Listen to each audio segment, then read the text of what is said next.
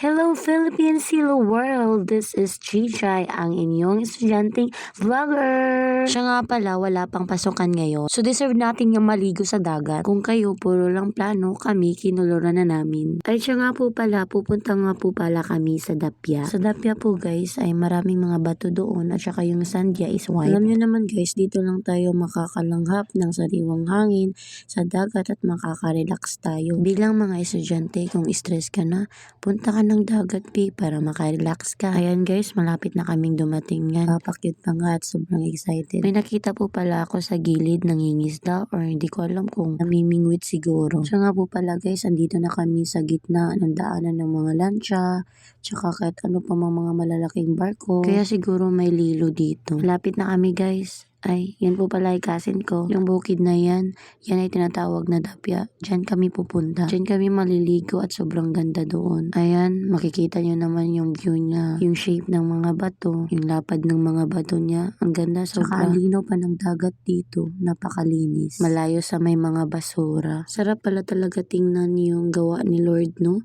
Yung nature, yung dagat. Ang ganda-ganda talaga. Parang yung stress mo mawawala. Siya nga po pala guys, ay nakarating na kami. Ano pa nga ba, need na naming bumaba. At remind ko lang sa inyo, itong mga bato dito is hindi talaga siya friendly. Alam niyo naman yung kasama ko natumpa. Buti hindi natapon yung ulam. At ayan, bababa na si Self. Hindi pa talaga nakamove on tong dalawa. Tumatawa pa din. Dito talaga sa Dapya, dapat ay mag-ingat ka palagi pag naglalakad ka kasi hindi friendly yung bato dito. Natawa tuloy ako dito, natapon pa yung pantakip. Siya nga po pala guys, ang araw na to ay napaka-importante. May 4 kasing babautismahan ng aming pastora. Tingnan nyo guys ang shape ng mga rock. Hindi nakakasawang tignan yung mga shape ng rock dito. Siya nga pala, ito po yung cousin ko na dati ay mahihain, ngayon hindi na. Very talented person yan. Nanaol na lang sa'yo. Di ba maganda yung view dito sa Dapya? Lalong-lalo na kung magkakasama kayong lahat, di ba?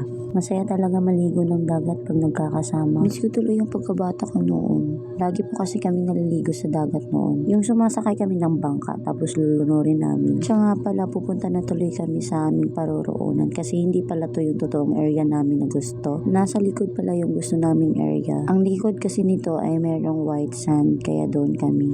Ayan, naglalakad na kami patungo sa aming area na gusto. Alam nyo guys, ang dala ko lang talaga dyan is bola lang. Ba't nyo pinainitan si madam? Baka masunog si madam. Hinay-hinay lang, baka matapon yung tapioca natin. Kitang-kita nyo naman guys, yung dagat natin ay low tide. Kaya nakapaglalakad kami dyan kasi low tide ng dagat dyan. Nakarating kasi kami dito is mga 8 AM. Siguro sa umaga is low tide. Paghapon naman is high tide to gabi high tide pa din. Kaya nakalagay na yung mga